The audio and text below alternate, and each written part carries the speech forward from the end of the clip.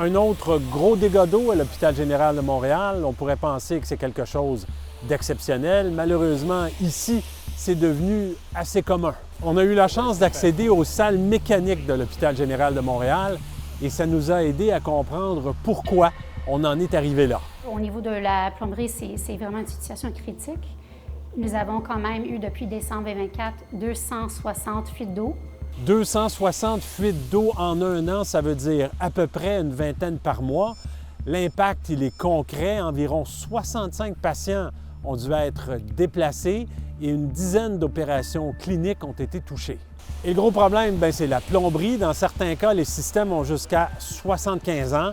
La direction, les employés travaillent super fort pour réparer lorsqu'il y a des problèmes, mais au fond, on est rendu au point où il faudrait simplement tout remplacer. 300 millions, on a chiffré 300 millions pour un projet de mise en norme. Il y a des enjeux semblables à Trois-Rivières, Drummondville, Lévis. En gros, toutes les régions du Québec ont des bâtiments hospitaliers qui sont en mauvais état. Santé Québec a constaté que le nombre de bâtiments hospitaliers en mauvais état est passé de 102 à 227. Donc oui, ça a à peu près doublé. C'est inquiétant. On doit s'assurer de maintenir notre système périn avant d'amener des nouvelles infrastructures. Il faut s'assurer qu'on s'occupe bien de ce qui existe.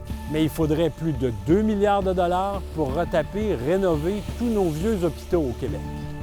Et c'est pour ça que Santé Québec veut revoir les priorités pour rénover les hôpitaux à court ou moyen terme pour éviter de passer la facture aux plus jeunes générations.